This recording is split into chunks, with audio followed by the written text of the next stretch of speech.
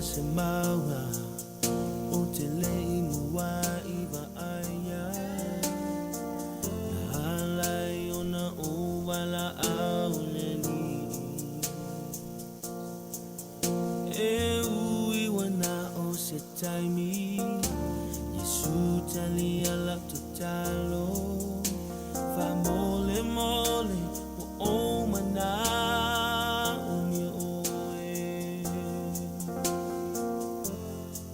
Onisitai te a ai maunga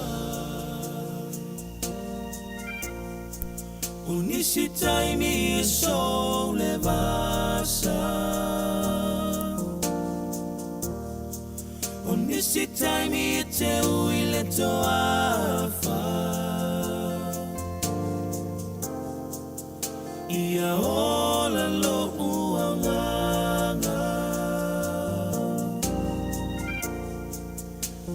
Malo silo alofa Bel o mai leleanga Onisitai mi te a ai maunga Ia ora lo uanga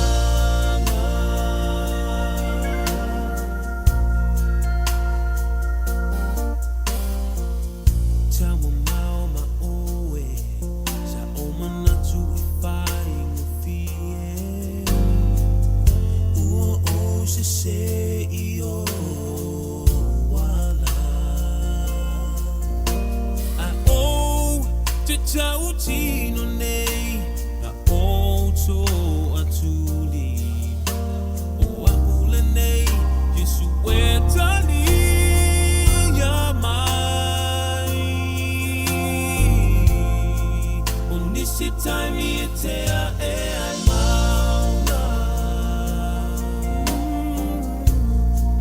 Onisitai mi e sole basa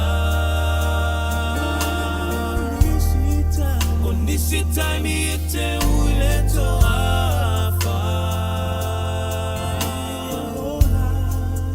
Ia hola lo uanganga E malo si lo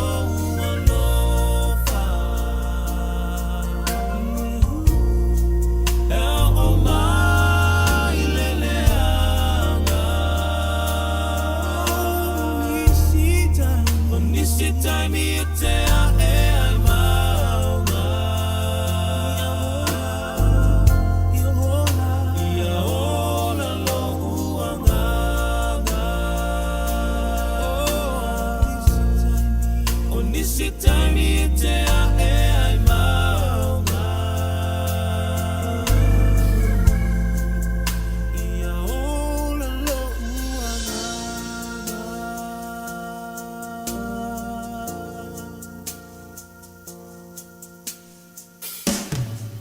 Onisitai mi te a ai maunga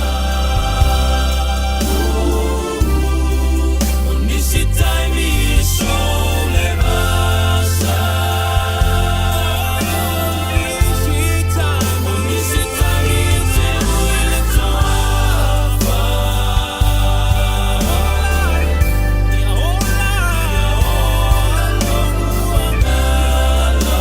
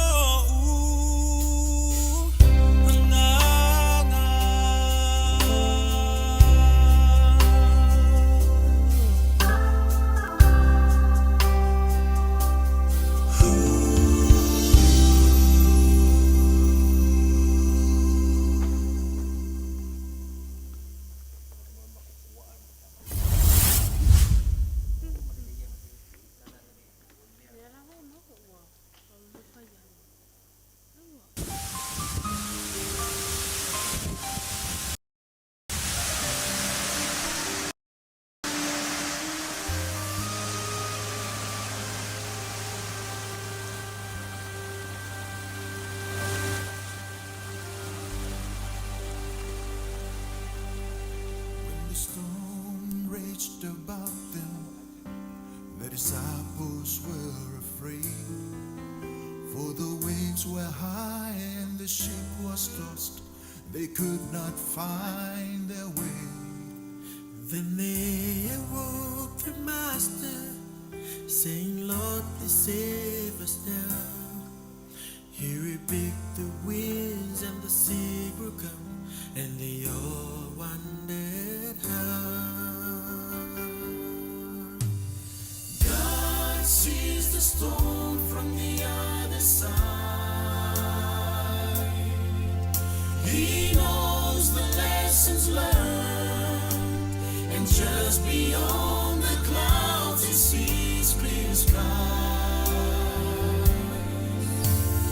He speaks peace through the raging storm when peace could not be found. He already sees the rainbow when we see only clouds.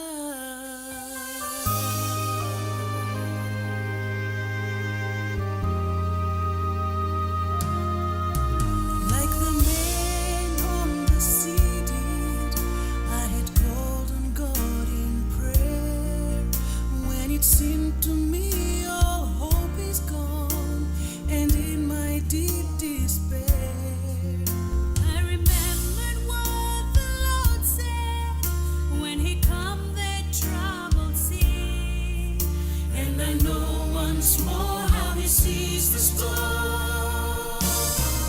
And peace floods over me. God sees the storm from the other side. He knows the lessons learned, and just beyond the clouds He sees clear skies. He speaks peace to the raging storm when peace could not be found. He already sees the rainbow when we see only clouds.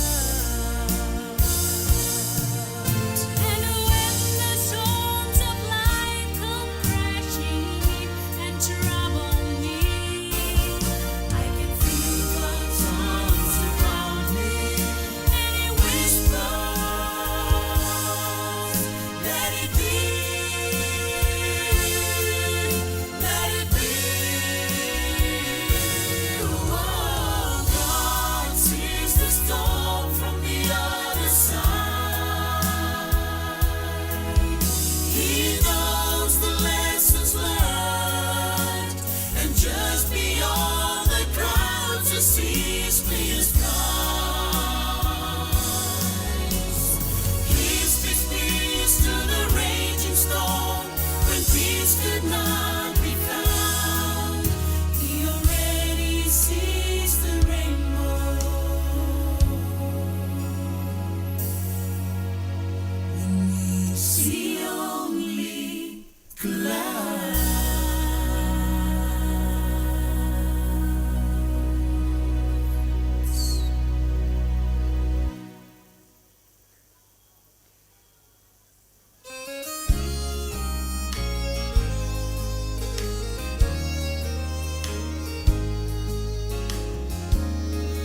While the world looks upon me as I struggle alone, and they say I have nothing, but they are so wrong.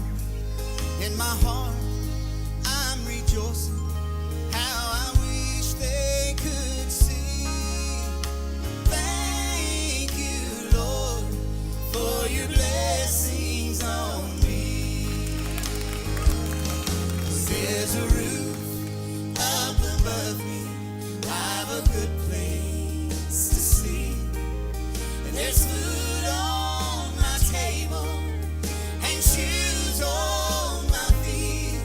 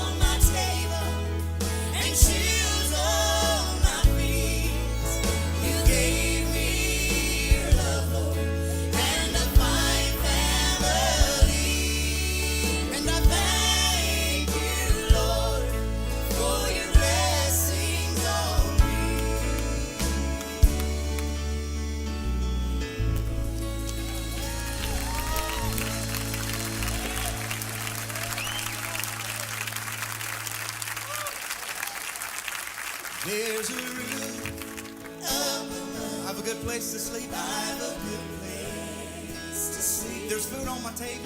There's food on my table. Shoes on my feet. Shoes on my feet. You gave me your love, Lord. You gave me your love, Lord. And a fine family. And I thank you, Lord, for your blessings on me. Sing it one more time. There's a roof. There's a roof up above me. I'm a good place to sleep. There's food on my table and shoes on my feet. You gave me your love, Lord, and a fine family. And I thank you, Lord, for your blessings on me. And I thank you, Lord, for your blessings on me. Said there's a roof up above me. I've a good place to sleep. There's food on my table, shoes on my feet. You gave me your love, Lord.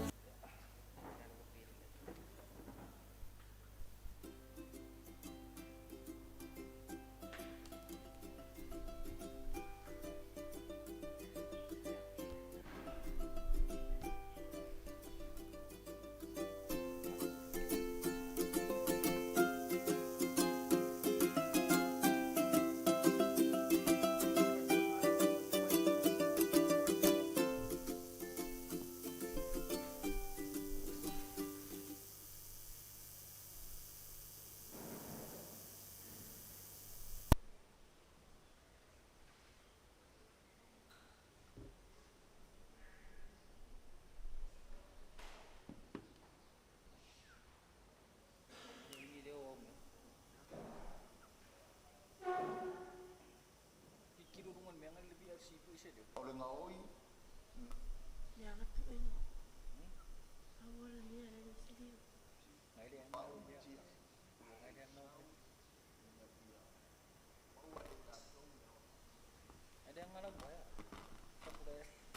Nasi pulu orang tu. Wah, nak jatuh. Longo, ia mama pau ia. So barang. Lo jatuh semua. Ole osteoarthritis. Ele ora ngungu. Ole osteo ke loa ai. Ole ponga ai. O I so onga leibi. Ele kakau onga kakau ponga ai.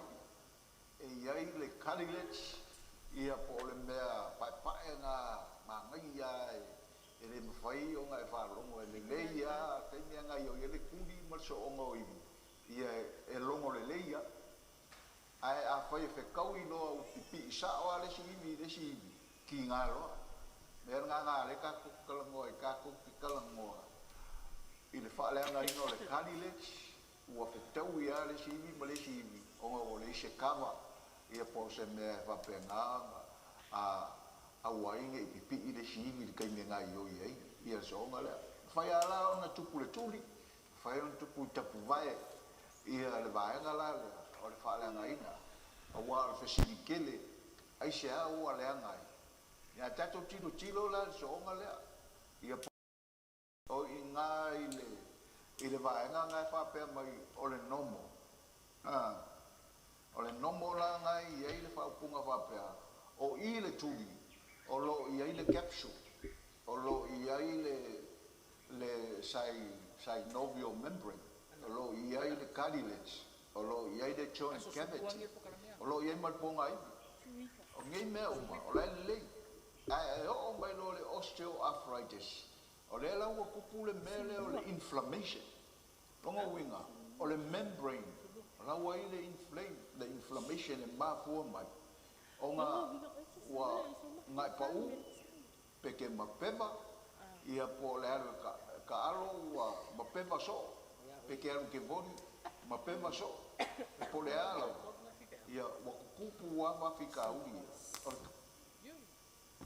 ai o nga falo ai ise mamao le maso o lo kuli le ia po le membrane o le kaimina overstretch e mawhai o nga maasai le membrane e mawhai o nga maasai le maso le foi le ligament i le soonga le e loka mai ia le ponga iwi le si ponga iwi ia ka kia le leia le iwi i le soonga o lo kuli e ala nga mausali o nga lai e ligament sila ko ke loka inga mele awangi mapemba lo vai e ka wai ngor ka longa safai le ala ua overstretch e ka ua foi o le sprain ia o overall falole o le ligament po le tendon ia po le maso e mawhai la ko nga ngai o inganga a le masai e motu le ala ua kupu inflammations kupu le fea i kui vaenga lo so o nga o ka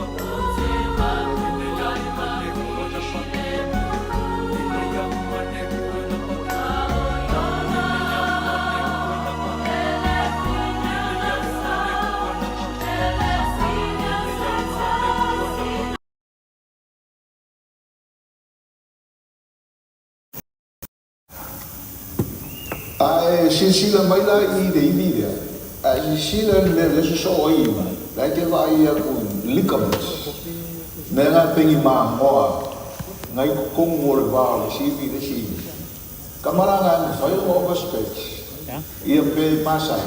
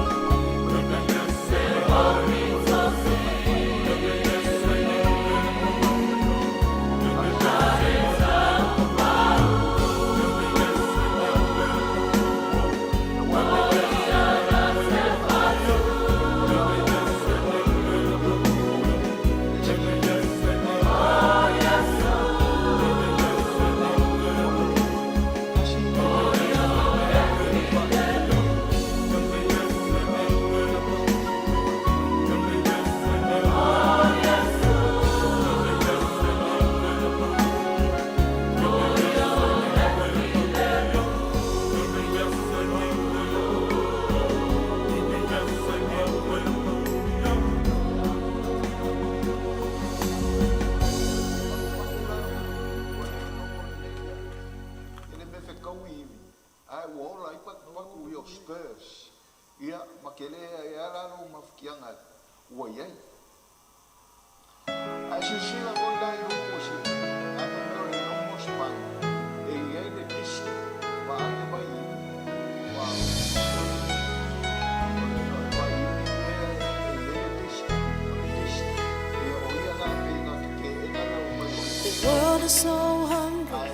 We hold the bread of life. Surrounded by darkness, but we know the name of the light. In a day so divided, we have the love that unites. Jesus,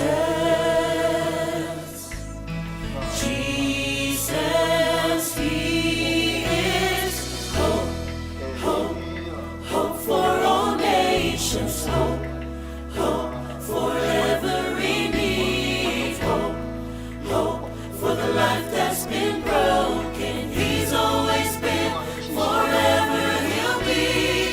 Hope, hope, hope for all nations, hope, hope for every need, hope, hope for the life that's been broken. He's always been, forever He'll be. Grace that can mend the marriage that's too far gone. Arms that'll bring me the prodigal heart back home. The truth for the lonely, that you are never alone. Jesus, Jesus.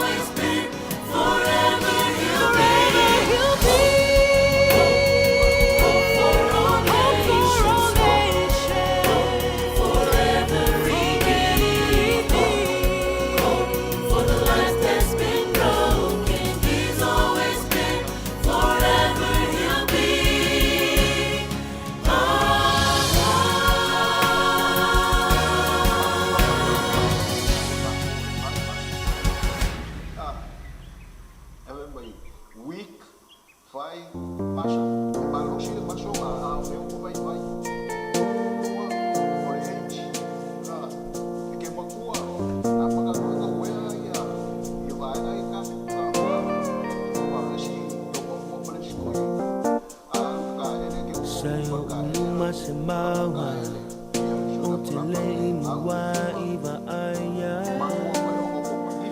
Halai o na uwala au neni E ui wana o se taimi Sutali ala tutalo Fa mole mole o mana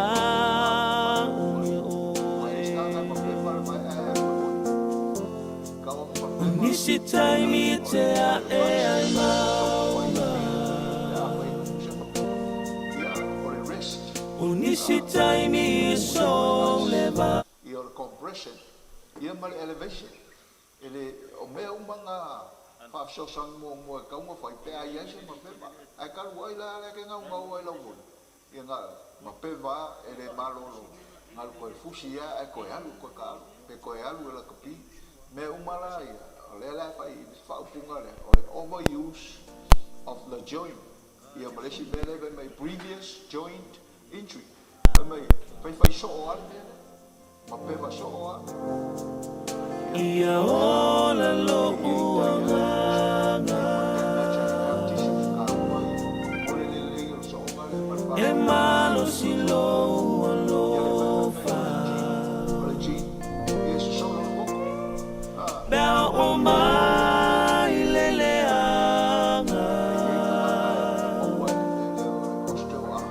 O nisi taimi te a e ai maunga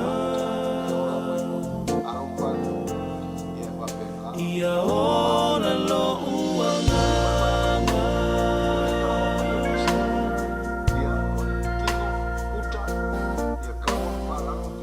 Tamo mau ma oe Sa o mana tu whai mo fie Ua o se se i o wala Ai o te tau tino nei A o to atuli O a ule nei Jesu e tali ia mai O nisi taimi e te a e ai maunga O nisi taimi e so le basa O nisi taimi e te ule to afa Ia hola lo uanganga E malo si lo ualofa E o mai leleanga O nisi taimi e te a e ai maunga Ia hola lo uanganga O nisi taimi e te a e ai maunga Ia hola lo uanganga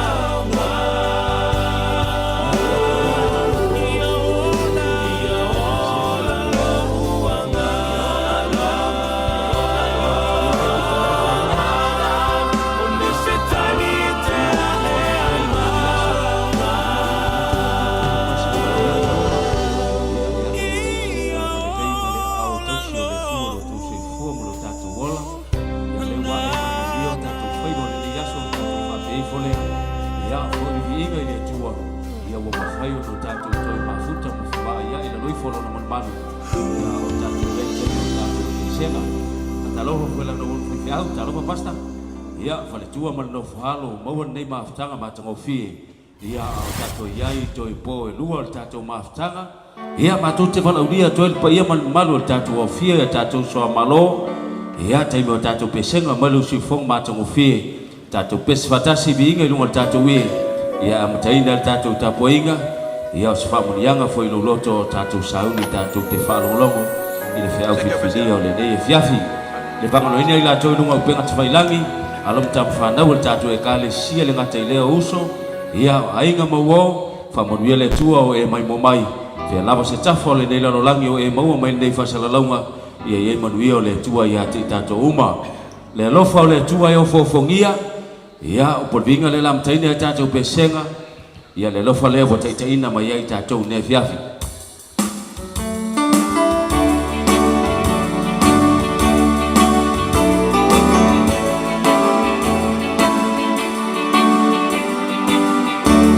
Tas bese le lofa o le tua e o fofongia. Le lofa o le tua e o fofongia. Le lofa o le tua e o fofongia. Le lofa sili sili le amoa Kawaluma Kawaluma utilea eina E mawalalo utile moluina E la utile okoina Le lofa sili sili le amoa Le lofa o le tua e o fofongia. Le lofa o le e o fofongia, e lofa o le tua, e o fofongia, e lofa sili sili e amoa Kawaluma e mawalunga utilea eina E mawalalo utile moluina E la utile okoina E lofa sili sili e amoa Mesa mai Britannia. This is a love of Christ, so very wonderful, wonderful, wonderful. This is a love of Christ, so very wonderful, wonderful is love to me. So high, so high, I can't get over it. So low, I can't get over it. So high. Wonderful is love to me. Ya sili ese le lofa o le tua. Ya te tātou foi mai e maualunga i le mwheo ni tātoa. Tātoa e ina o lona lolotu malona lautele. Ia e le mawhai e se tangata. Awa o le tua e sili ese lava o ia. Tau au po nei vinga. Wau. Ia o Yesu moa. Bodinga le la tātou pesi fatasi mai ai.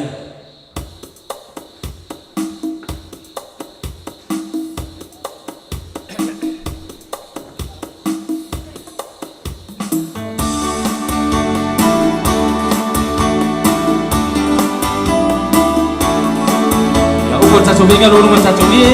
Pesi mai wapetania. My, she says he's mine. Mine when I'm weary, mine when I'm cheery.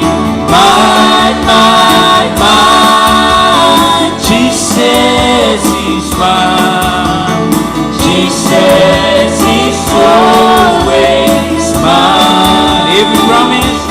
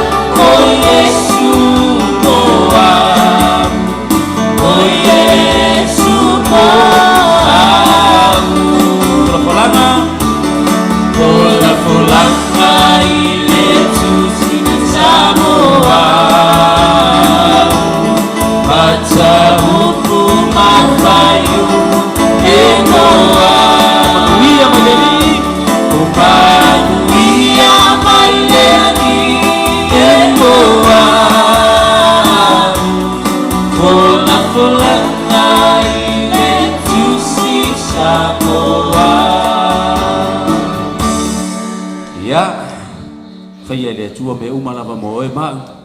Yo lava tu spaia, yo me uma wo fai ele tua I tono na fiong paia. Sau nia matape na ina me uma, ia mo oe, ia moang. Au mai sa wol maftanga, ia purvinga le la tato pes fatasi mayai, ia to lua lava pol tato maftanga le tato te yai le neva yaso, ia fau mai na lo le ai taua por nevinga, ia mai pe sa wol maftanga I toi po lua le toi, ia awale tato fa mo mo pe no tato yai, sini au tu le tato por clame, ia mo pese foi le u fa ta waina le por clame. Taua lo mai au se wo, ia ile tua mo na finalo.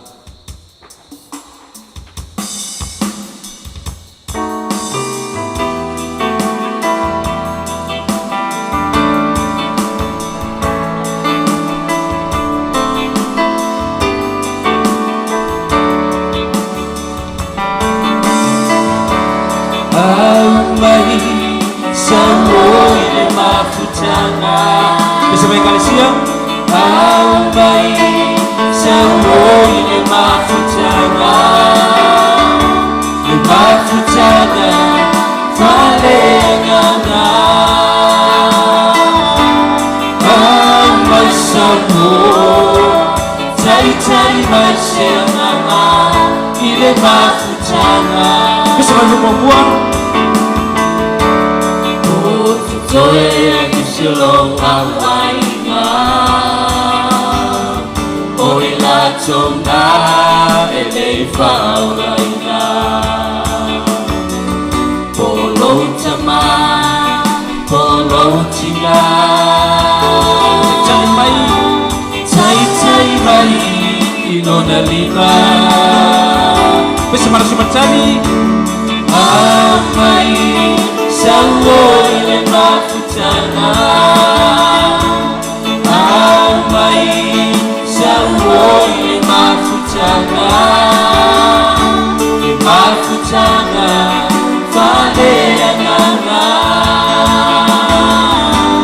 Amai sawo, cai masyangana, ile mafutana.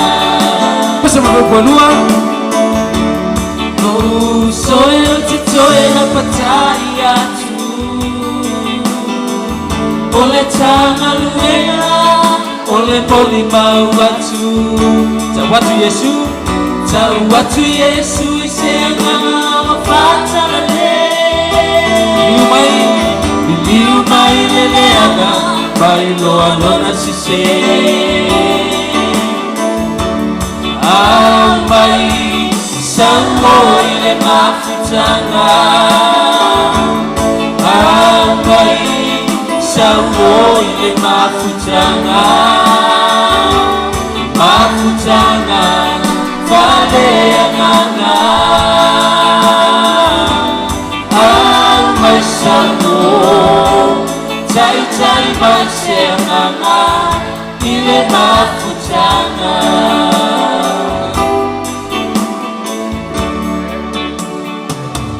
Ya, tahu pun ni vinga. Ya, mai sawol maftanga, ya maftanga falenganga.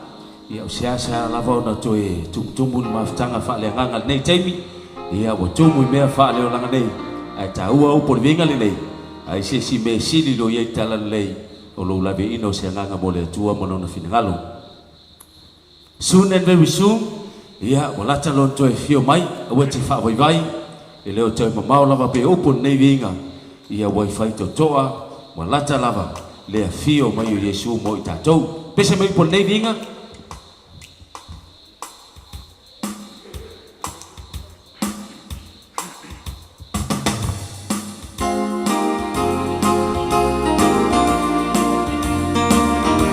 pese mai papatania just pese soon and very soon we are going to see the King. Soon and very soon we are going to see the King. Hallelujah. Soon and very soon we are going to see the King. Hallelujah, hallelujah. We are going to see more time. No more time there. We are going to see the King. Hallelujah. No more time there. We are going to see the King. Hallelujah. No more time there. We are going to see the King. Hallelujah. Hallelujah. We are going to see the King. Bersama bersama. Balançalona toya fiuma, tato moe fengoa imaya. Balançalona toya fiuma, tato moe fengoa imaya. Hallelujah. Balançalona toya fiuma, tato moe fengoa imaya. Hallelujah, hallelujah. Tato moe fengoa. Esse Toyoti, esse Toyoti lunga, tato moe fengoa imaya. Esse Toyoti lunga, tato moe fengoa imaya. Hallelujah. Esse Toyoti lunga, tato moe fengoa imaya. Hallelujah, hallelujah. Tato moe fengoa imaya. Ya, tawo po nevinga. No winga ya, tele toyoi lava ini me fai lunga. Ele toyei se oti, ele toyei se tangi. Ia ole langi e fa vavau. Wa ole tua e sisi se lava ia. Ubuna la fa umaina e tato pesenga. Ya. Olalo nei ele o so nu. Ya, le la su e mai e tumaita ya ana pese mai po nevinga. Ya ole nu le nei tato te ia ele o se nu e fai mo o e ma. Ya, e ele nu wa ta pena le tua. Ia tato te sau fangatu le langi mo le ola e fa vavau. Ole ai wa ye saunia mo i tato.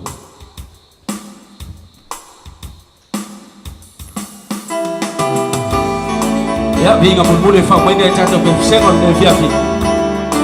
Lalo nei das pese lalo nei ele sono ele pine ona mo atu a ole sao iluma ua ole joy auma o agenu ole ali ua tala mai ole langi Baua le auna loa inga ile neila loa Bisa malcari alie alie loa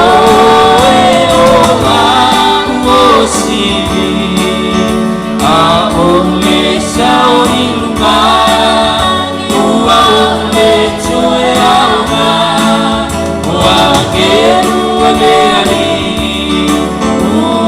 Tala mai ole lagi Wawale auma lumba inga Ile dela lo lagi Peso mai berpelua Ua fa moe moe inga Ua etasi lo lamona Ia cuma ya Yesu Ia soma lombola Te fama lo sima Ni lo nei vai man Bauale auma lumba inga Ile neila lo lagi alien Alien oh oh e ola o siri A ole sao iluma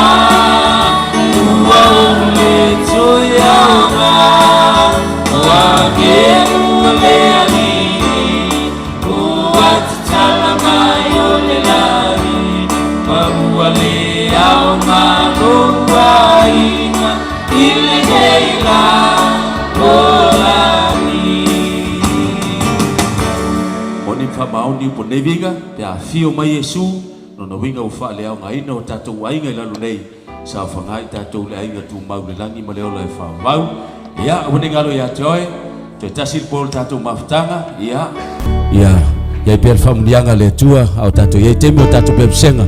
Au ne misiel temi o tatu pe senga ile po muli atai au. Famulia le tua ne fiafi fa tai.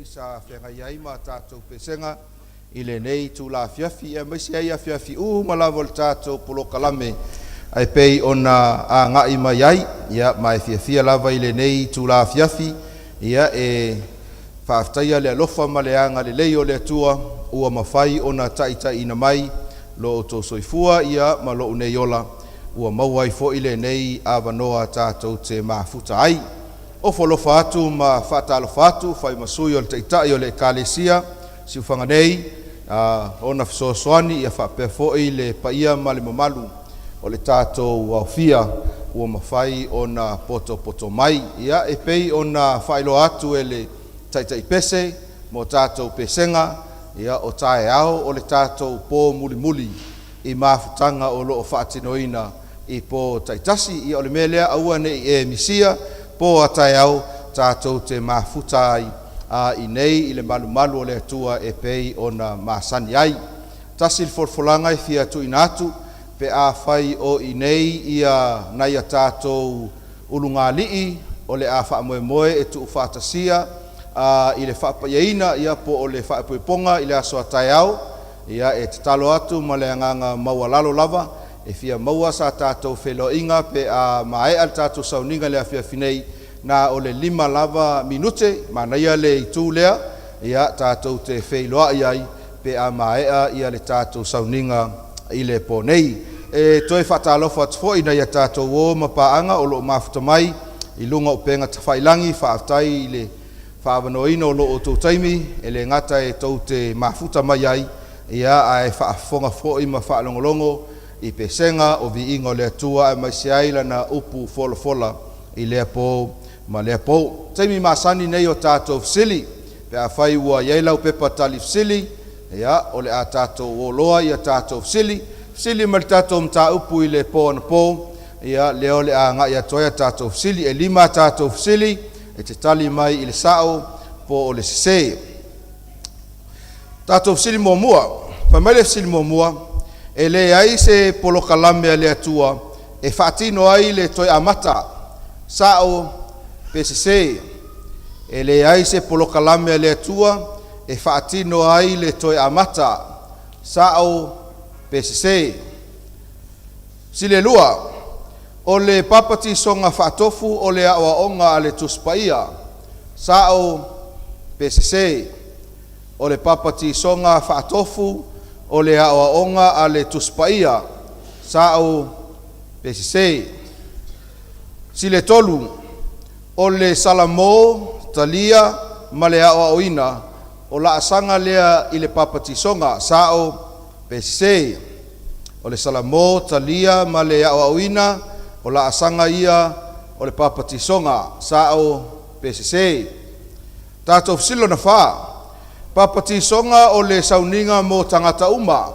sao PCC papati songa o le sauninga mo tangata uma sao PCC ia ma le fesili e 5 sa papatiso Yesu e Ioane e avea ma whaataitainga mo tātou sao PCC ia tusi lautali tusi lo suafa ia mo le manino o tātou whaamaumaunga ia ma le tongi ina o tātou pepa e le tātou laulau a whai ua maea ia si ilunga lo a au ia ai a ngai mali tātou au whainga luenga ia mo le tūwhatasia ma le au ina o tātou pepa tali fsili i le nei a fiafi toe whamanatu atu ia o le sapati ia o lo lumanai nei o le a whapena o na laua ia tātou tongi ia mai loa i foi po ai ua whamanuieina e ala i le taliina o tātou fesili o le vai aso na te nei ia e whiololo lava i lātou sa maua le awanoa e whamanuieina ai ia ai whamoemoe ia o le vai aso nei o le asili atu ona toʻatele nisi e faamaniaina e ala ia tatou taliga fesili. Ia afai ua maeʻa ona tuuina atu lau pepa tali fesili faamolemole le tatou aufaigaluega ia seʻi fesoasoani ane le tatou tiakono e toʻatasi lea o loo aoina tatou pepa ina ia vave ai ona oo atu tatou pepa itua ia ae faagasolo ia le taliina o tatou fesili lelei malo faafetai sa o pese tatou tali faatasi ai silimuamua e le ai se polokalame le atua e faatino ai le toe amata sa o pese ia o le tali e sese lea sa tatou soʻesoʻeina ana po o le papa tisonga o le auala lea le atua e toe reset ai le mea e fai ai fou faafouina i le lua mafutaga maia ia ma faagalo ai mea ua tuanaʻi lou o laga tuai a ua amata le lua savaliga fou ma Iesu Keriso. Lua o le papa tisonga faatofu o le aʻoaʻoga a le tusipaia sa o pese ia o le tali sao e tele ia vaenga sa faapena ona o tatou aʻoaʻoina ma le tusipaia ae o le aʻoaʻoga sili ma le faataʻitaʻiga sili o Iesu Keriso ina ua papatisoina e Ioane a oʻoloa ina faatinoina Iesu se mea ia ua te lē lava le avanoa ma le faitotoʻa e tatou te talia ina ai aʻoaʻoga o loo faailoa mai e le tusipaia e faatatau ia Iesu Keriso le tali o le fesili e saʻo tolu o le salamo talia ma le aʻoaʻoina o laasaga ia i le papatisoga saʻo pese ia e tolu vaenga ia sa faasoa atu i le puanapo muamua e tatau ona e salamo lagona ma e talia ina Iesu i lou loto ia e tatau ona e talia ina ia le faaolataga ona faaauau ai lea ona aʻoaʻoina i tatou e pei ona faailoa mai e le tusi o mataio e 2.8 fai upu 1.9 ma le fai upu e 2.10 ia o vaenga na e tāua ai ia ma e oo atu ai ina faatinoina le paptisonga paptisonga o le sauniga mo tagata uma sao pese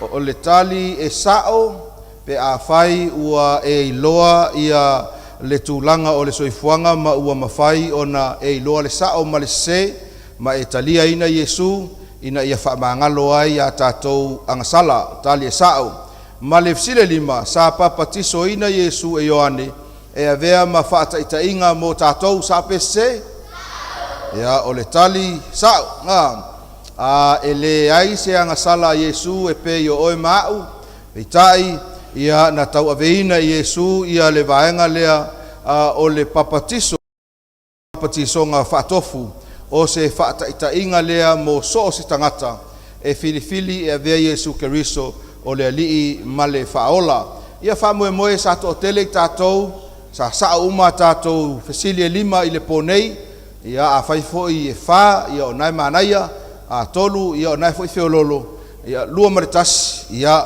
ua manaʻomia lava ia le toe mau o le isi aulima ataeao ina ia siitia i luga o i se isi tulaga e mau ai sau faailoga i le taimi mulimuli ia valaulia ma le faaloalo ia le tatou aufaipese ia mo le viiga muamua e amata ai le tatou mataupu i le afiafi nei faamanuia le atua i lau faafofoga i le pese ua saunia e le autalavou ia i lenei i tula afiafi ina ia mafai ona tomua ai le tatou mataupu.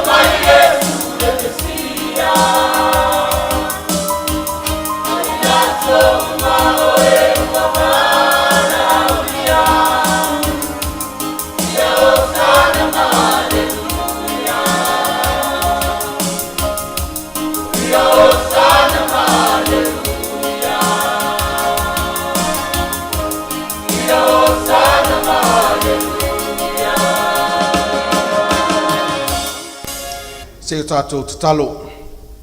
Mātou whaafo i atu le vi inga ma le whaamanu i la ua fio le atua i le nei tu la fiafi. Whaaftai le awanoa ua ulufale mai ai lau e kalesia o mātou wō mai masani. Ia wale whaawawina o le nei polo kalame pei o na whaangasolo mai ai. Whaaftai le vi inga sa langi ina e le autalavou. Whaamanatu mai a te mātou le aso e matala i le langi ai e a fio mai. Talo ina ia avea o se taimi e whaanaunau atu ai o lātou finangalo mo mātou loto. I le nā aso o whaapitoa. Whaamanuia mai i le nei tu la fiafi. I lau suafa Yesu.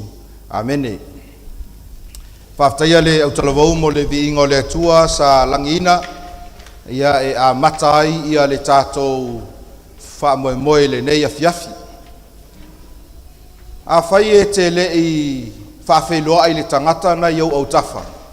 Manatu e te liliu i ai, awane i whaia sau ngā ioinga. Ai taua o lau smile i ai.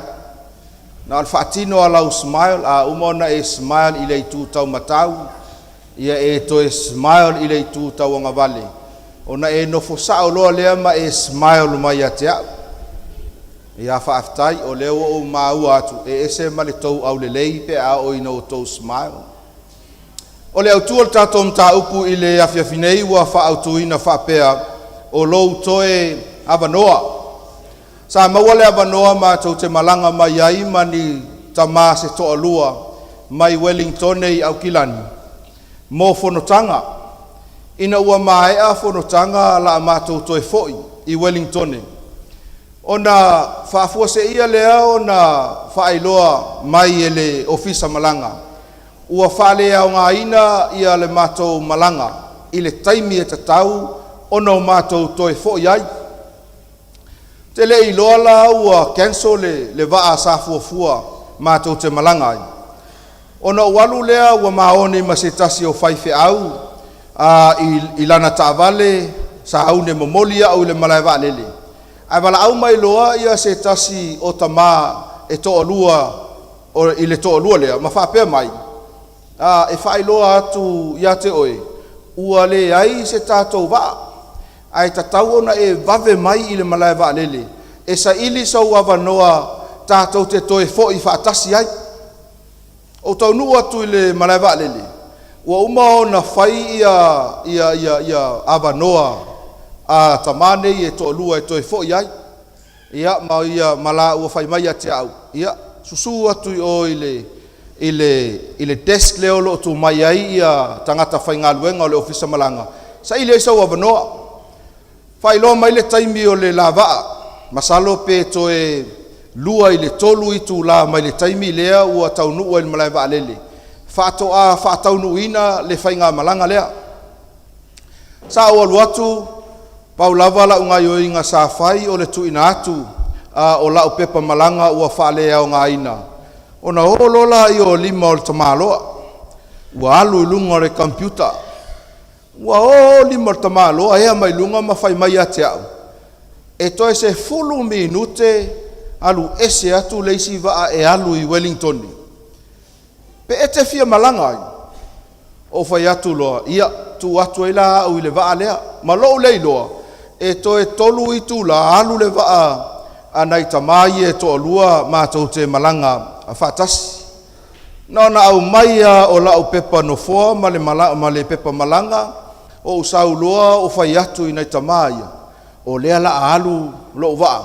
O le toe awa noa lea e tasi. Lea ua o manuia ai. O walu lo lea. Ia, o le winga o le tala. O mea nei o awa noa o mea e sea maua. O awa noa o ni e maasani o no tātou whaupuina. O ni vaenga whaauro. A e maua se awa noa i se mea ua matua i tā ua tele. A maua sa awa noa e whaau ai ia le aoa onga. Maise lava na ia tātou walo ma whanau. O se awa noa tā ua tele. Mai tawina a o ina maua sa awa noa i le kota e maasani ai ia se o tātou atunuu. E matua ai over the moon ia le fia ma le oli awa o se avanoa e se a ona maua ma le tele o isi vaenga i mawhai ono tātou mānatunatu, ma mawhauwhau loto iai, i mea nei o avanoa. Mai whapea nā fo'i le atua, o le atua e tu avanoa. E tu avanoa ia te oe nei, e tu avanoa ia te oe tai au, pēna tu avanoa mai fo'i le atua i le fia tausanga taluai.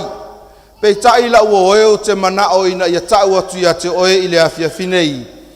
E le matala pea le avanoa o le whaitotoa o le alofa tūnoa. Fia whaasoa atu ia te oe, whaitotoa e whae tāpunia ai le whaolatanga ma le alofa tūnoa o le atua mo oe maau. O le whaitotoa mo mua, pe a whai ua afe moe lau whai ngā malanga, ua tātou iai i le malanga maliu ma le oti. Pe tai e lei talia ina lava Yesu Keriso e avea mo walii ma u whaola. Lono winga ua tāpunia le whaolatanga mo oe, awa e peo no tātou moli mawina i le mata upu o le oti. E le ai se mawhauwhau, e le ai ni manatu, e le ai se vivii, e le ai se me mawhaio na e toi whaia, pe a o ina o mai le oti. Whai to toa lona lua, pe a whai ua umalo whaamasinonga, a e le italia e oe maau Yesu e avea mo tātou whauwhautua, ma whautua i luma o le atua, pe avea mo tātou loia e tū i lo tātou whaamasinonga. Le isi lea whai to toa e mawhai, ona tāpunia ai le whaolatanga o le alofa tūnoa o le atua mo tātou. Tolu, tāpunia le alofa tūnoa a e le italia Yesu le whaola ma le alii. E iai le taimi e tāpunia ai le alofa tūnoa o le atua e pei ona whai mai ai le awhiong paia le atua e le whaavavau ona whinau o lona nganga ma le tangata a wā o tātou ua nā o le tangata lava. Ma le lona wha o lo te ena lea o le aranga paia ma ualu ese ai le aranga paia mai lo wolanga. O le taimi le nei la ua peleina o lo tātou iai pea i le malo o le alofa tūnoa o lo ngā lue malosi le aranga paia o le atua ina ia iu au filifilinga mo ia. Mai pea o ina e te ena ia le musmusunga le aranga paia o nā lu ese ai lea o le aranga paia ma ua le mawhai ai ona toe whaia sau filifilinga. I le tusi o Ioane alona mta upe sumare whawhai upe lua sumale ono, pe a whai o manino i lau whaitau, pe ma whai ono tātou whaitau, wha mole whaitau, a o le whesoa soani, o le anganga paia lea, e a wina mai e le tamā i lo wingoa, o ia lava na te ao ia te otou, i mea umalava, e wha manatu mai foi o ia te otou, i mea uma ua o whai atuai ia te otou. Lau o oe, e le tu la foina e le atua i tātou, i so se taimi o le soifuanga ma le olanga. E ia le atua i taimi uma. Mai i le whamtalanga le tusu Ioane o lo whai loma iaia te i tātou, ina ua fio ai Yesu i le langi. Sa iai le folafolanga le atua sa whai i ona soo, ai mase ai foi tangata lea ua whaatinoina. Whamai e iai le whesoasoani e auwina mai o le whesoasoani lea o le anganga paia. O i tātou te iloa ai, o le atua lea o lo tātou tāpua ai mo tātou wifo iai, o le atua alofa. Whaatino mai e ala i le amatanga i le atua le tamā, ina ua ia fofo ina lo tātou lalolangi, ma whaia le tangata ina ia whaatusa ia te ia, ina ua pauto i lalo le tangata ona o le angasala, na au maia i le atua lo na atali pele o Yesu Keriso, le whai mai ele Ioane tolu whai upo sfuma le ono, ina ia aua lava ne ifano se tasi e whaatuatua ia te ia, a ia maua le ola e whaavavau, au maia i le atua lo na alu, ina ia whai ai le taulanga e whaasao ai o e maa, le whaolatanga, ina ua fio Yesu i le langi, na fola ai le o mai o le anganga paia, e o mai lava i le taimile nei, o loo ngā lue pea le anganga paia o le atua. Nisi o tou sa o tou moli mawina, ia le papati songa, i le tai awa na le la so tātou waonga, mai tau atu o lo tātou mafuta manisi o i lātou sa uia le vai o le baptisonga vi ia le atua i le filfilinga sa fatinoina ai tote silafia o tou o le na filfilinga sa iai le ngaluenga ale ngang paia sa iai le ngaluenga ale ngang paia ina ia musu ia pea ma fa pena ona fa manatu pea i o lato fina ngalo ia le taua o le faalatanga ale atua mai le foi fua foi ia fionga ale atua pe a o ina ngalue lona anga paia mai ole anga paia ole me alofa ale atua motatou ole me alofa ale atua o tu ina mai e pe ona fai mai ai le famtalanga al tus paia e fe so soani ia te tatou e fa manatu mai le tele o mea mo lo silafia famtalanga leone skumar fa a lona fai upo skumar leono male fai upo skumar fitu o te fai atu foi ile tama ona lea e ia te otou le tasif sosoani ole anganga lea ia tatou te le loa atu le anganga o le atua ai e bauti noa lava i le masalosalo o loo iai le anganga o le atua i le mea nei o lea foi o loo mafuta mai o ia a o tatou faasoa ma o tatou vaavaaia na fiongpaia ngaluenga lua no fai petosu malvalu ona maua i lea e o tou o le mea fua mai o le anganga paia lea mai tau mai o le anganga paia ele o se anganga paia se lotu fai mai nisi o le isi lea lotu ele ai se anganga paia a le anganga paia o le mea lofa le atua ua tu ina mai e au ia te tatou ona o tatou talisa paia ma o tatou talia ina e fe sosoani i la tatou savalinga i lea taimi ma lea taimi ai mai se lava aso le uma lea o lo e soifua ma o wola ai ona mai lea fesili o le ala le mea le anganga paia e fai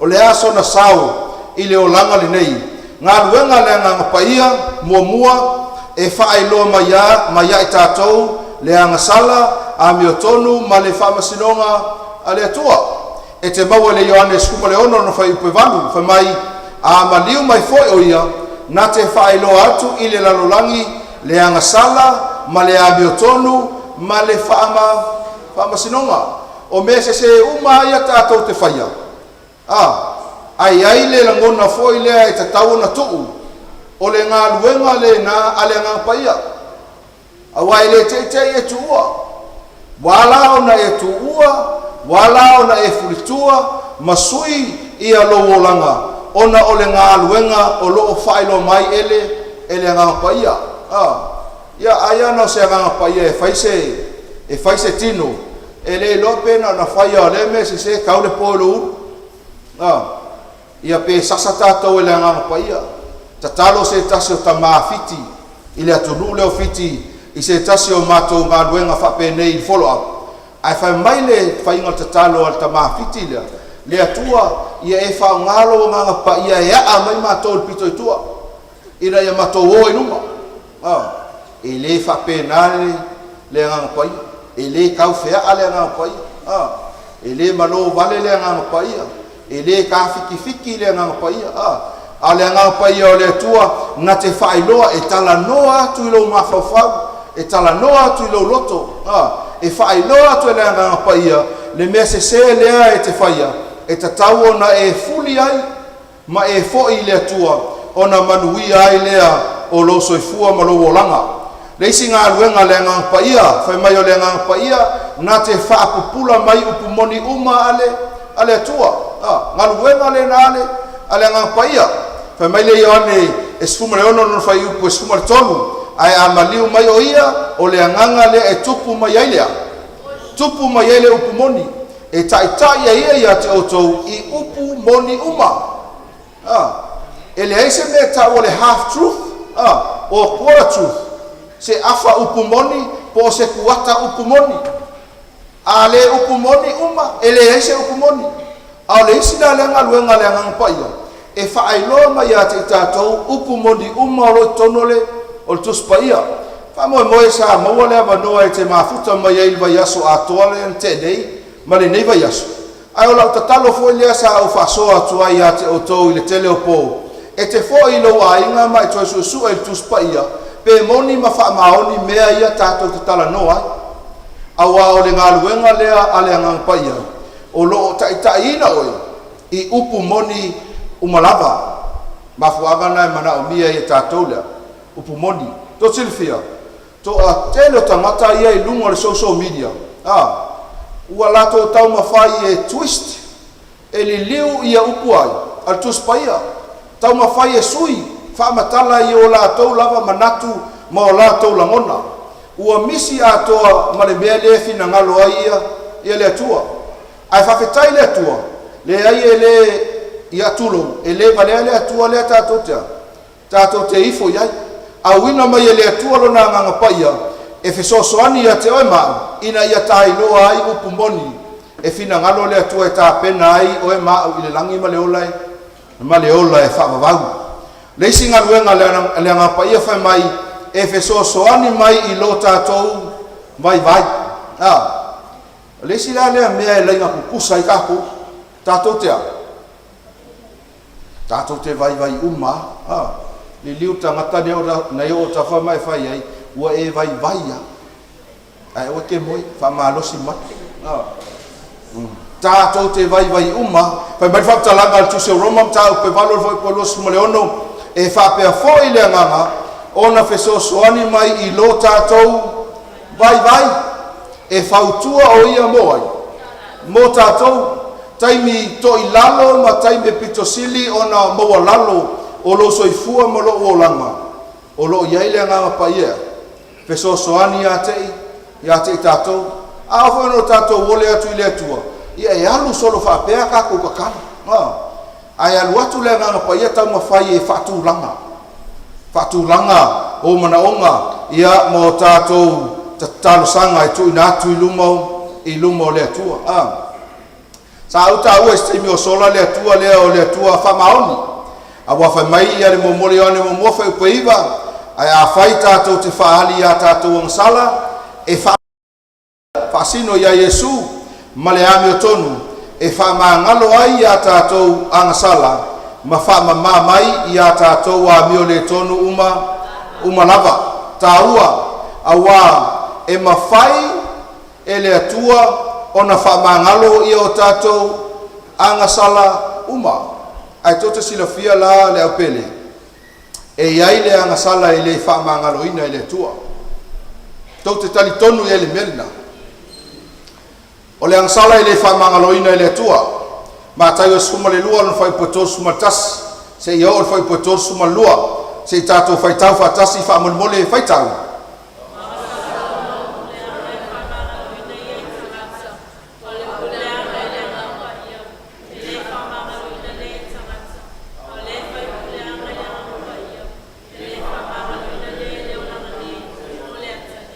E whai si o upu ia ua momoli mai e le evangelia mataio.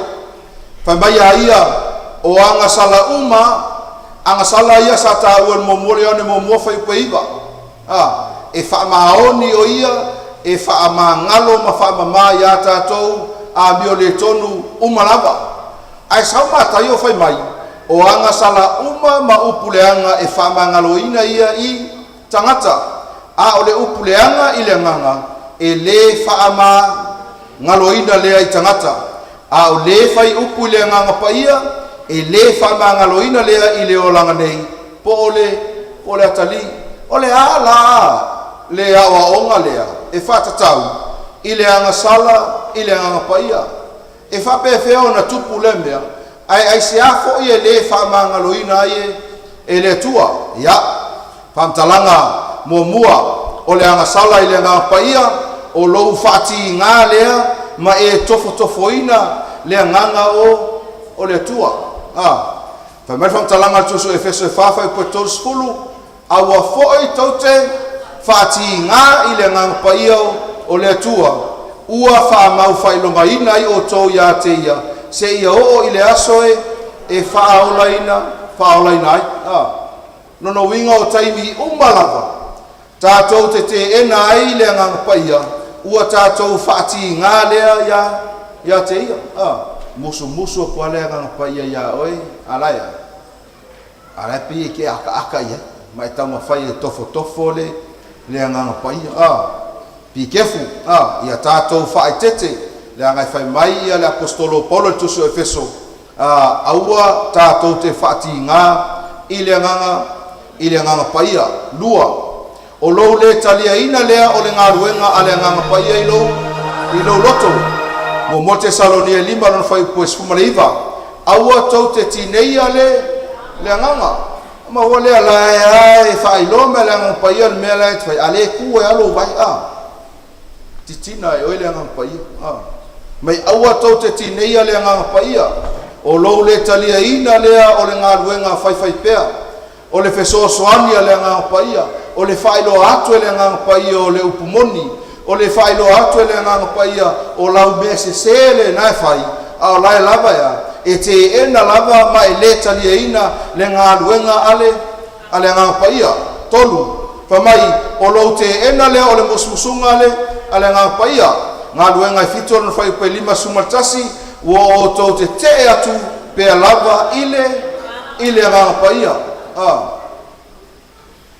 e ia le taimi ale atua ile tangata ai afai o le ete alala mai nei a o le nai te la ngona ina le musmusunga le nganga paia o lo taimi lea awa lea o lo iai ia le musmusunga le nganga paia moe mai e au foi ona e tali i le vala awa le tua e ala lea i le talia ina o le musmusunga ale nganga paia a o lo la ina tupu la le me lea o le te le nganga paia ona tatou wanga sala lo lea i le nganga paia o le ansala ile nganga paia o le fa'amaa lea o le loto i le musmusunga ale nganga paia Efeso e falo foi pos fumalvalu se tatou fai tau fatasi fa mole fai tau o lo fa poli ulingia o lato mafofau ona o le maa o lato loto vai o tau le pele e le fa pe o tatou tala noa i le mele nei ona o se isi tu ai aona e silafia ma o wiloa le ngaluenga o lo faia ele nganga paia i le taimi le nei ma le soifuanga le nei fina ngalo le tua ina ia fapenao na tu inatu ya o ese loto e fapenao na tatu talia ai le musmusunga ale nganga paia o le anga sala le fa mangalo ina e fapea momua o le te ena le o le ngaluenga ale nganga paia lua pe a ese le nganga ua le ai se salamo ale ai salamo ua le fa mangalo ina a faia e le fa mangalo ina lono winga ua le fa olaina mafuanga le na e tatau ai ono tatou filfilia mo tatou valaau ia Yesu Keriso ina ia o tatou talia ina ia lona nganga paia malana fa'aolatanga paulea o le awala tatou te sau atuai i le manuia ua saunia e le atua mo tatou o lou toe avanoa le lau oe i le afiafinei e maua mai lea te toe nome tolu sifura foi pasfuma le iva o te valaau i le langi ma le lalolangi i le aso nei e fai ma moli mau ia te otou ua o tuuina atu i auluma o le ola ma le oti o le manuia ma le malaia o le nei ia e filifili le ola ina ia ola ai o e atoa ma lau whanau pa mai whamtalanga atu so kenese e le whavavau o na whinau o lo wanganga matangata a ua na o tangata lava i la tou ua o le taimi e te filifili ai po ai e te ifo iai pe e te ifo i le atua soifua matalia le whaolatanga sa whaia Yesu i lungo le sa tauro ia pe e te ena ia te ia ma lea ngā luenga whita awa ngai mai e le sunga si mo le langi ina o le tātou pese muli whiwha matala ati ati o tau se tala i se mea na tupu se tasi o whaife au e ingoa ia kips malana wo sa ta pena e malanga atu le isi stete o Amerika mo le ngā luenga whaatala inga peitai sa ili avanoa i vaalele e le maua ai eila le wo whaife au le wali i e tolua e whaila na vaalele sau loa le whaife au lea ma whai atu ia kips malana wo o mai le la wale maboli o lua ni mele te lua fia o ia ia ona watu lola ia o le wali ia to lua ina wa tau nu lunga vale le wo watu wa tau atu iau e le loa e kips male malana wo le ale o fatasi mal fai fe au le o fai fe au ia le fa fitau ia te ia e feto ai lo mao te ia uma pungia le lo se mea on fa pe tu lo fai fe au le i ana wo sau se se o lue avel vale o le lo se mea fa pe la kips malana wo se tala foi lea ele mo pe o lai ula o stala ula ai na wo atu fiwe ngole le lile fiwe e tau mo fai foi le fa minoi ua le aia o matua ai bo ini ya mata male no se mea ona ole popole tele o kips malana wo na la tau mo fai ai e sa ili se mea ina ia sao ai awa lea ua matua ai moe ale ave valele tango tu lo kips le tioma ia tau mo fai help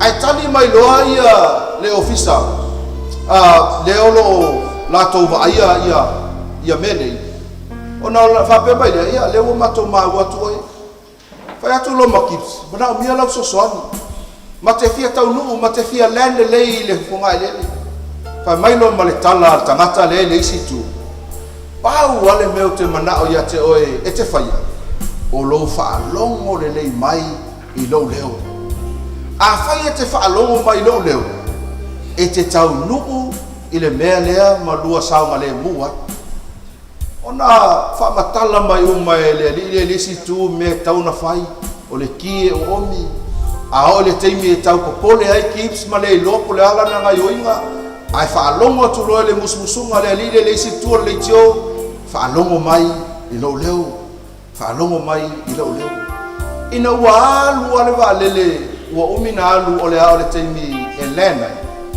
fa mai no le tala le isi tu le tio fa longo mai kips e te tilo mai va ai atuila a e lo tu lo le me pese sa taulo ona e lo le o ina e tau lu yai le lua fainga malanga sa saunga le mule fainga malanga kips malana wo mua ona sa fa longo ile leo o le leo e ola ai sa saunga le mule la fainga malanga ina wo o le sa taulo e tau nu yai la wo oe ya finei wo uma ona fofola atu ya te oe manuia o le atua maleola manuia pa ngolo totoe inga e te whaalongo ai i le leo le atua i lana musmusunga e awala mai i lana anga paia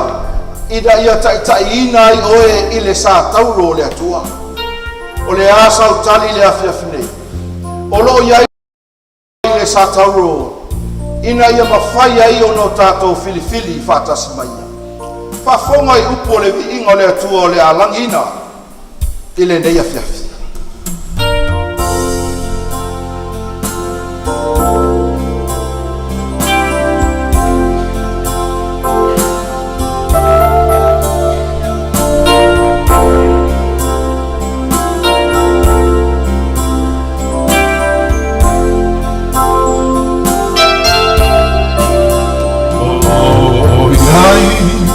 Loa i satanu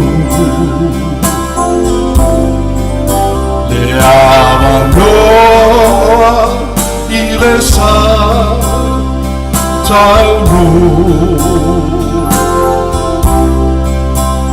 tu e o mai ai ava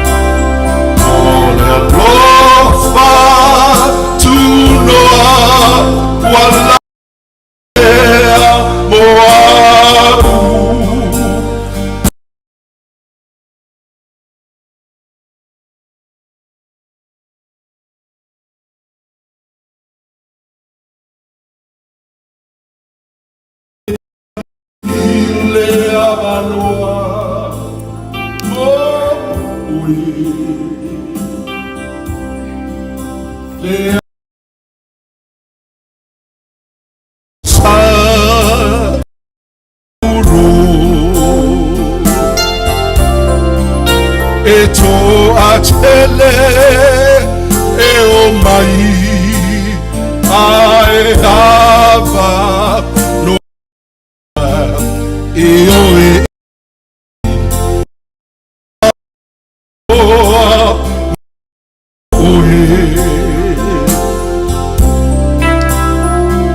to atele ua ea o ia mau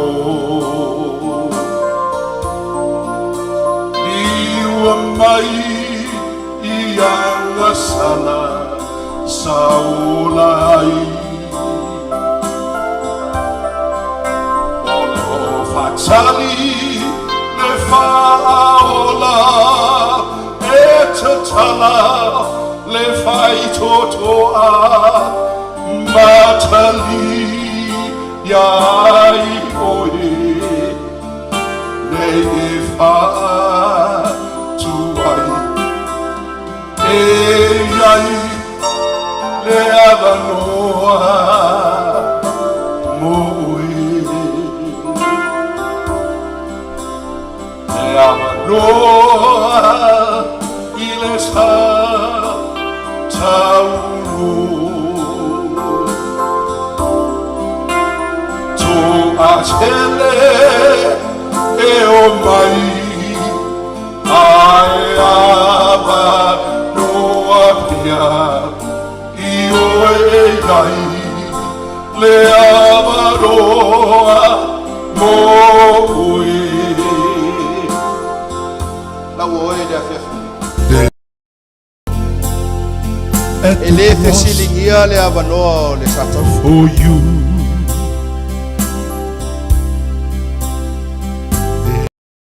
avanoa e ilo avanoa e ilo tato avanoa for you ai pe afai o lo musu musu le nganga o le atua ya te oe ile nei vai yaso pe ona musu musu ya kips a o ia tau mafai e fa afoe le va lele ile tele wao bong sa malele lo atu le lumana ai sa ia la ngona le si leole ba ai le sa tau e te loa tu role sa tau ua e sao male o le alau filfilinga i le pone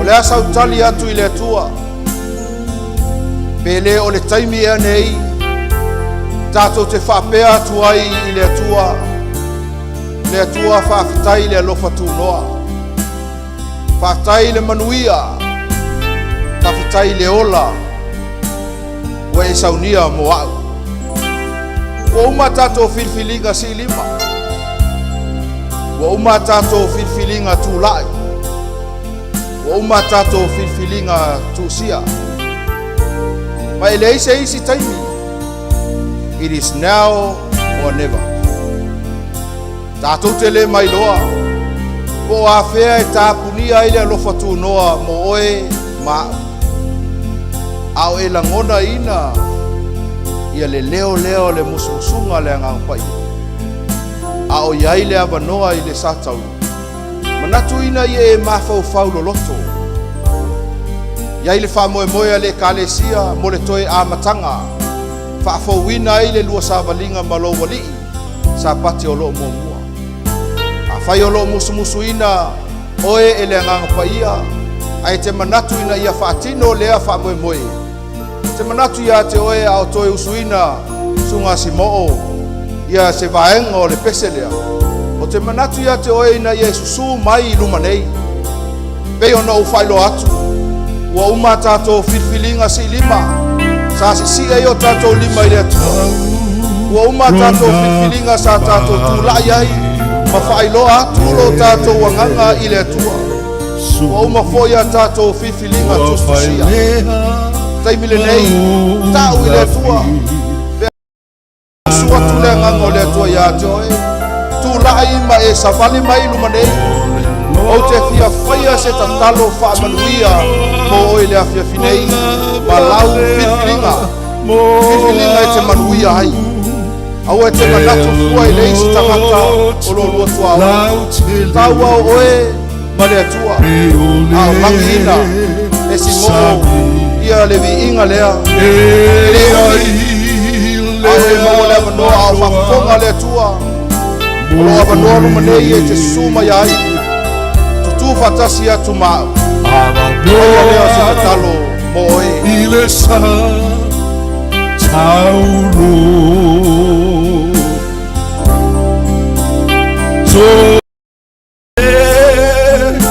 o mai ai ava no apia io Tai e le fifilinga. le ava no Ai fai fatasi. mo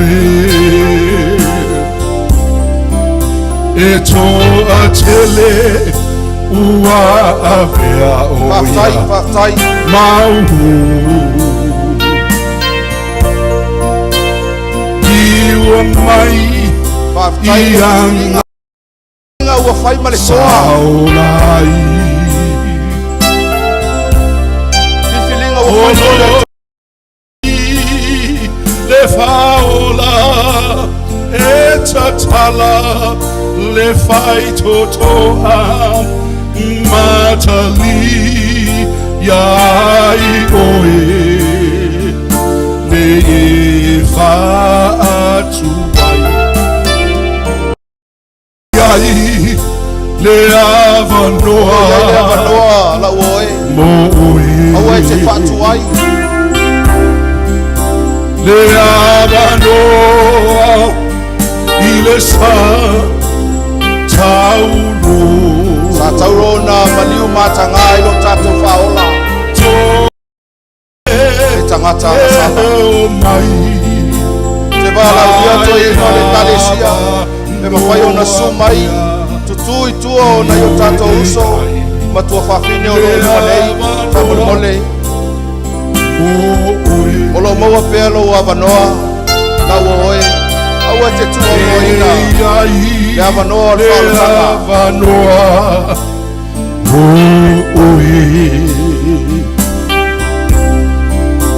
le avanoa ile sa tauro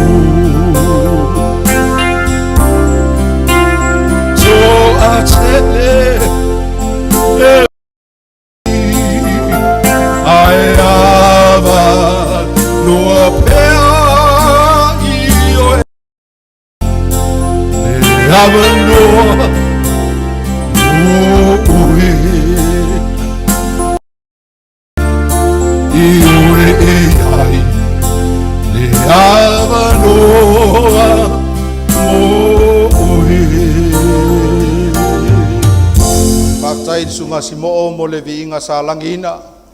Whaatai mo i lātou ua whaia lātou whiwhilinga e tūlai. Tau i le atua me olo i tono lātou loto. Vi ia le atua le nei afiafi. Talo ina ia whamanu ina pea le suafo le atua. Sa ia ise tasi o tamā. Sa whaise wala au whapea. Matua e nofo le pito i tua. Sa wali mai luma le teimi o le wala au. Ai sa wala vea le vai le nofoa sulu. Sulu ai tali e tangata. Ai fai mai le tala le fai au na ia fai le wala au. E sili atu lo walu tau sulu sulu i le langi. Na i lo sa wali sao i le afi. E sili atu lo walu ma e pau. E toi tu ma e sa wali. Ala e te sa wali le sa tauro Yesu Keriso. Na i lo walu sao lava. Ma e alu atu ai lava i le whaafanonga e whaapapau. Vi ia le atua i whiwhilinga ua whaatinoina le awhiawhi nei. Ma e fia whaia i se te talo whaapitoa mo i lātou. Mo le tātou au fia o lo alala mai nei. Tau lava o le puno nou mai o tō wao. Tātou te talo whaatasi mo i lātou nei. O le talusanga pe a mai al tātou mataupu whaamolmole i lātou umolo tūlai. E fia maua stato whelo inga ino foa i e tolu avanoa leo lo lumanei whaamolmole a to ai ma le senga to ina whaamolmole le senga to ina tu ifo i o to a au i le tangata o lo lata lata ane i a te oe ia ai se i faia ia le tātou tatalo whamanuia. Le atua o au afionga o le sulu le i o mātou vai ma le malama i o mātou wala. Ai o le pelu fo i e tau whai maai o naitu. A o ina o yo lātou finangalo mo mātou loto.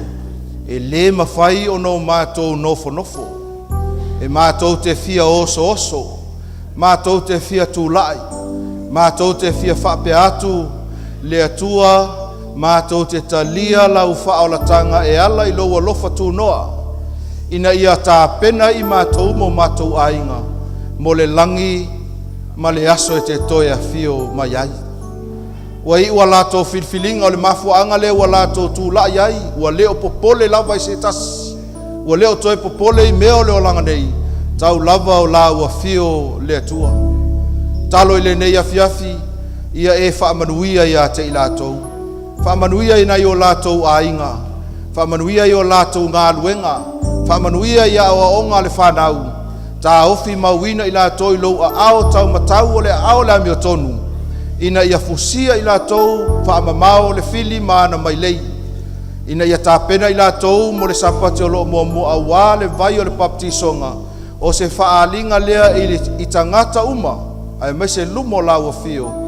E le malue la mātou o mai i a te oe. Whamanuia mai la ua fio i a te i lātou tamā ua tutu lai. Whamanuia i le au fio lo i le vanu o filfilinga. Nga lue le nganga paia o la ua fio. A wai le whaavavau o na whinau o oe male tangata. Whamanuia i lau e ka le sia mai mātou uma. Ai maise i lātou o lo o whaafonga mai lunga o penga ta whailangi. Iai le anga le lei o lau o fio o le mātou ta talo lea. Au ala atu ia Yesu Keriso o le alii ma le whaola. Amene.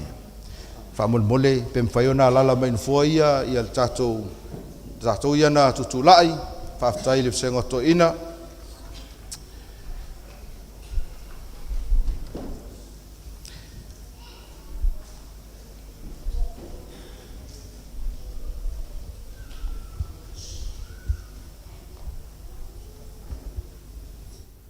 Ya, e le nganga maulunga o le ua. Mai au na whaafonga fōi le tātou au fia, i le au fōi o le ne fiafi, o se kuwha malosi, o se whalai au mo i tātou. Ya, e le titi lava le nganga whaafitai e whai eile leo e whai mafonga le tātou whai launga whaapitoa, so ngai Pastor Henry, ia e whaleo ina le nganga whaafitai te le lava le tātou maafitanga ne fiafi, i le su mai matala mai o ao, tātou walaulia, na i tātou malo, ia, i le titi le nganga le whaafitai ma le wha malo, whaafitai rau tō lava pale mai, le afi ma le afi, ia maise ai, ia o leo wa tātou iai, i le tau wha si unga o le tātou porkalame, ia, e mori toi le nganga whaafitai te le lava, tātou maafitanga le afi nei, tu le tu lava le ava ma le whaaloalo le ngata le whaafitai atu tu sa malo tau on sai mai le lava pale mai ma le whaamarolosi mai mo le tu le nganga whaafitai e le nganga maurunga ne fiafi ia pe atari watu foi ma foi atu ia inga i anga le leile tu ai martia lo tau soifua i ona au anga le leia o saune tu ua o tātou lau whanua nei ai anga i atu i maota malawa e iaile malua fiafi la wata pena i fafo mo tātou malo pe anga ia tu i fafo i o la wata pena ina le tutua sia malua fiafi ia wale tari sua ma tari aloi ia pe anga ia tu ia mai atau ia manuia lava ne fiafi fafta tere lava so mai matana mai ao